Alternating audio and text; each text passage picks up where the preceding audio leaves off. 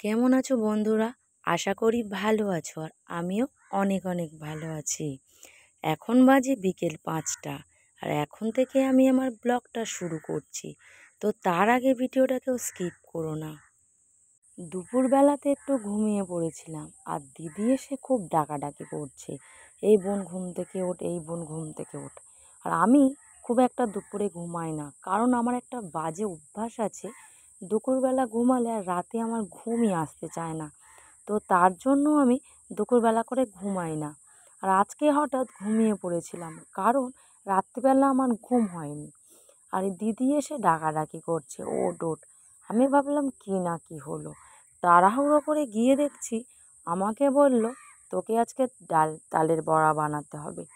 আমি বললাম, বাপরে, ঘুম থেকে ডেকে তুলে তালের বড়া বানাতে হবে? আগে থেকে তো বলতে পারতিস দুপুরবেলা, তাহলে আমি ঘুমাতাম না। দুপুরবেলা এগুলো করে গুছিয়ে রাখতাম, বিকেলবেলা একেবারে বানাতাম।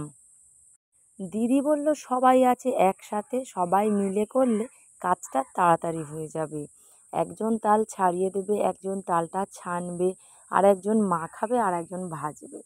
এটা করলে হয়ে যাবে সবাই মিলে একসাথে।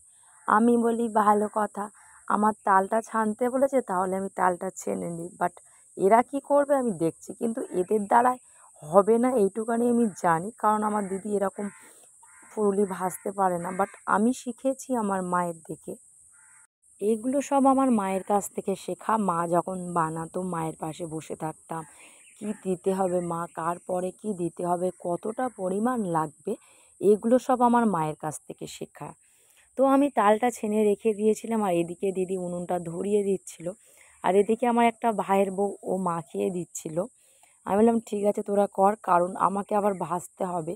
তো এইগুলো এরা করছিল বলে, আর দিদি বলছিল যে রাতে আবার মাংসর তরকারি আর মুড়ি ফিস্ট আছে, তো তুই ওগুলো কাটাকুটি করে গুছিয়ে রাখ। এগুলো কাটাকুটি করে গুছিয়ে রাখার পরে তুই এখানে চলে আসবি ভাজতে।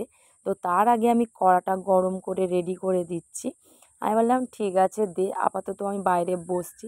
আর সবাই মিলে একসাথে থাকলে যা হয়, হাসাহাসি, এর পিছনে লাগা ওর পিছনে লাগা, এগুলো আমার খুব ভালো লাগে। আমি তো সবার পিছনে লাগি।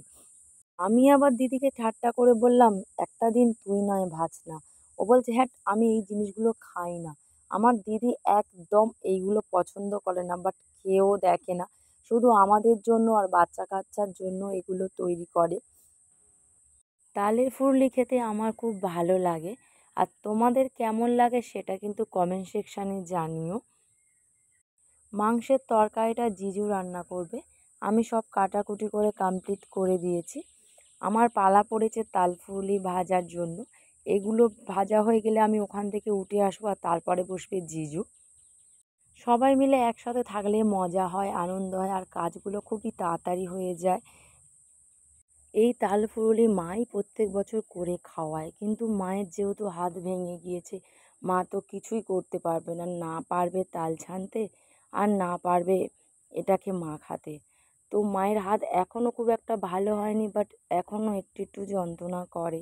তো তার জন্য দিদি বলল, ঠিক আছে ছেড়ে দে, এবছর আমিই করে খাওয়াবো। তো তার জন্য দিদি ডেকেছিল সবাইকে, আর আমাদের যে কজন আমরা বসি আর কি, আমি, আমার দিদিরা, আমার ভাইয়ের বউরা, সবাই মিলে, ওর যা ছেলে বউরা, সবাই মিলে একসাথে আনন্দ করেছি, অনেক মজা করেছি। আর প্রথমেই তো তালফুরুলি তৈরি করা হচ্ছিল, সবাই মিলে খাওয়া হয়। আর লাস্টে ছিল মাংসের তরকারি আর মুড়ি, ওটাই আমাদের পিকনিক। আমরা মাঝে মাঝেই এমনটা সবাই মিলে একসাথে করে খাওয়া দাওয়া করি। আর দেখো এদিকে আমার প্রায় তালপুরুলি ভাজা কমপ্লিট হয়ে এসছে। কেমন হয়েছে অবশ্যই কিন্তু তোমরা কমেন্ট সেকশানে জানিও। মেয়ে দুটো বাড়িতে নেই, গিয়েছে পড়তে, ওদের এবার আসার টাইম হয়ে যাচ্ছে। ওরা আসলে আবার হুড়োহুড়ি করবে, কারণ যেহেতু পড়তে গিয়েছে, আসলে তো ওদের খিদে লাগে। আর এদিকে দেখো জিজুরও মাংস তরকারি রান্না করা কমপ্লিট হয়ে গেছে। তোমরা কিন্তু অবশ্যই কমেন্ট সেকশানে জানিও যে কেমন হয়েছে। ভালো লাগলে কিন্তু অবশ্যই একটা কমেন্ট করে যাবে।